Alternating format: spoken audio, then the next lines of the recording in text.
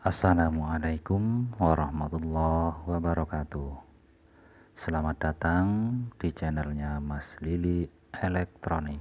Untuk membuat power supply sendiri atau PSU simetris, kita memerlukan 3 bahan utama. Yang pertama, sebuah trapo. Nah, jika trapo ini kita colokkan ke PLN, maka yang di sini ini akan keluar tegangan AC atau yang biasa kita sebut dengan VAC. Artinya itu tegangan bolak-balik. Nah, untuk menyearahkan menjadi tegangan DC, kita memerlukan bahan kedua, yaitu sebuah diode. Boleh menggunakan kayak gini, diode yang kecil, ataupun kayak gini. Atau boleh juga yang seperti ini. Ini yang biasa kita sebut dengan kiprok gitu. Nah, kalau trafonya kecil, misalnya sekitaran 5 ampere, boleh menggunakan kayak gini. Nah, makin besar pakai gini juga boleh. Atau pakai yang seperti ini malah lebih bagus. Jadi artinya usahakan ampere diode ini, ampere kiprok ini usahakan lebih tinggi atau lebih besar dari ampere trapo. Misalnya 20 ampere, kita gunakan minimal 20 ampere. Entah itu 25 atau 30, 40 atau 50 ampere gitu. Contohnya kayak ini. Ini menggunakan 5010, artinya itu 50 ampere. Nah, kemudian dari sini kita ratakan lagi menggunakan komponen ketiga, yaitu sebuah ini ya, menggunakan elko. Nah, gunanya elko ini sebagai perata tegangan sekaligus penyimpan tegangan sementara. Maksudnya sementara, jika ini nanti dihidupkan, dikasih tegangan, nah waktu dipakai dia akan habis. Nah gitu, tapi nggak sama kayak aki loh ya. Gitu. Nah, cara pemasangannya hati-hati. Kalau ada PCB-nya, silahkan diteliti lagi ini. Kodenya ini, perhatikan, yang min ini disamakan kayak ini, jangan sampai terbalik kayak gini ya, bahaya meledak. Jadi harus disamakan kayak gini. Nah seperti ini harus sama.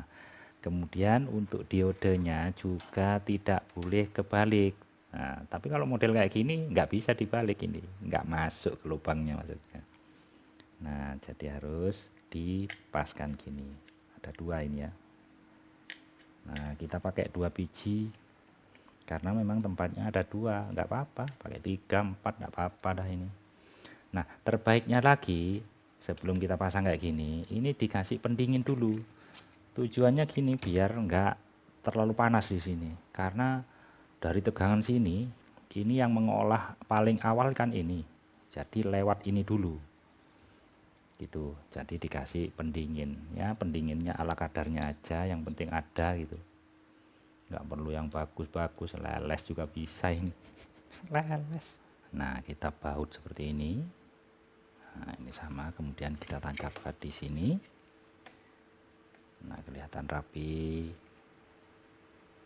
Nah oh ya, tambahannya di sini kan ada milar apa ini, boleh dikasih, nggak dikasih juga nggak apa-apa.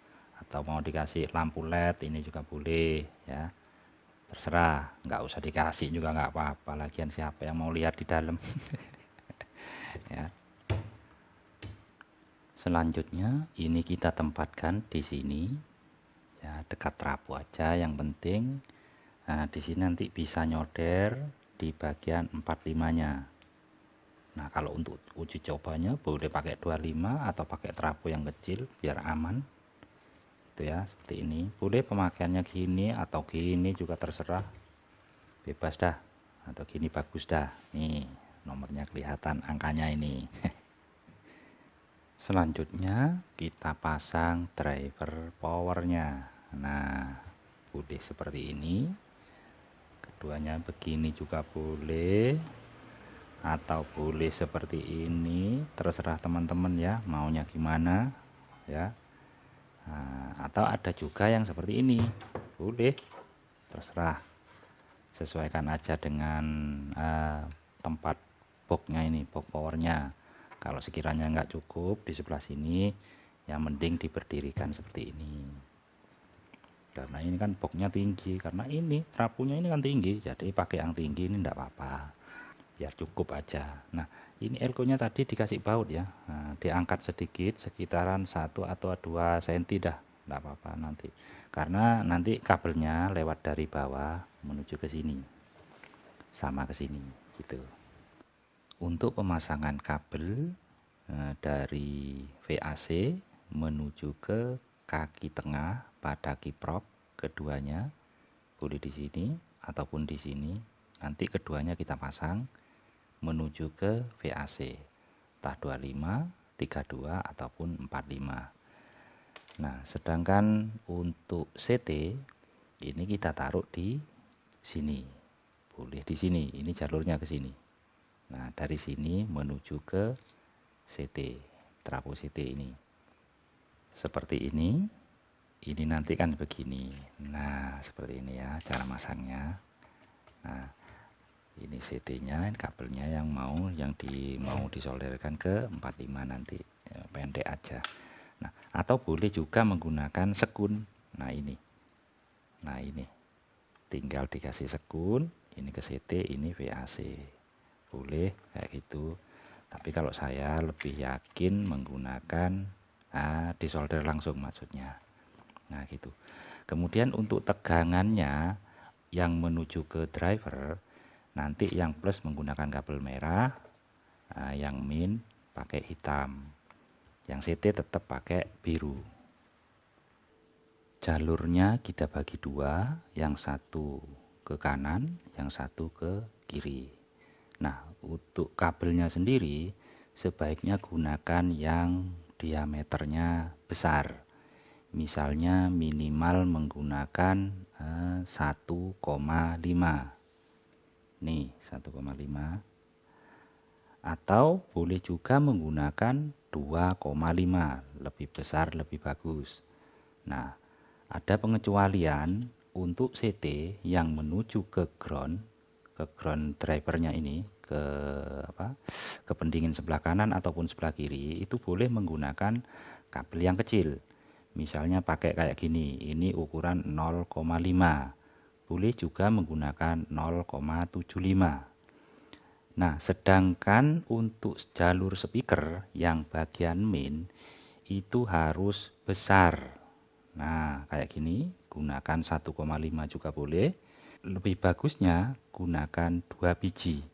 Satu di sini, satu di sini. Ini untuk ke speakernya yang bagian main, out speaker. Atau boleh juga lewat CT, langsung ke CT ini. Yang dari speaker, dari sini. Tidak boleh di sini.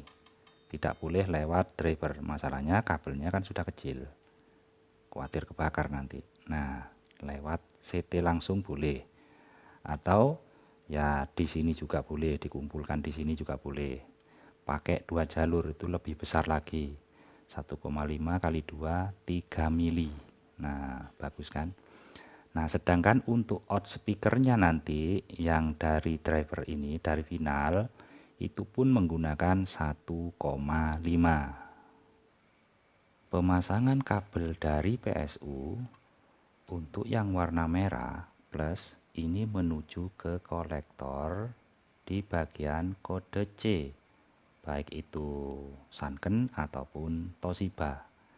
Nah, untuk CT-nya ini menuju ke ground driver.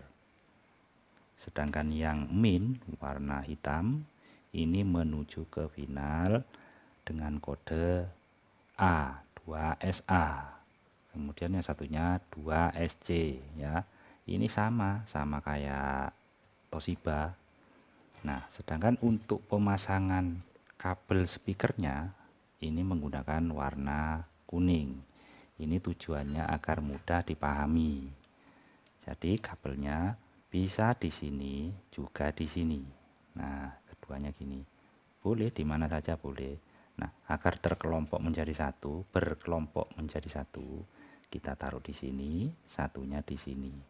Nah, ini kan jadinya satu. Kabelnya dijadikan satu. Kelihatan rapi kan? Nah, lebih rapi lagi jika pemasangan semua kabel itu ada di bagian sini. Nah, akhirnya bertambah pendek dan juga rapi. Demikian tadi, mudah-mudahan manfaat. Untuk video selanjutnya, pemasangan input 1 jalur 4 driver dan juga pemasangan output speakernya. Ditunggu ya.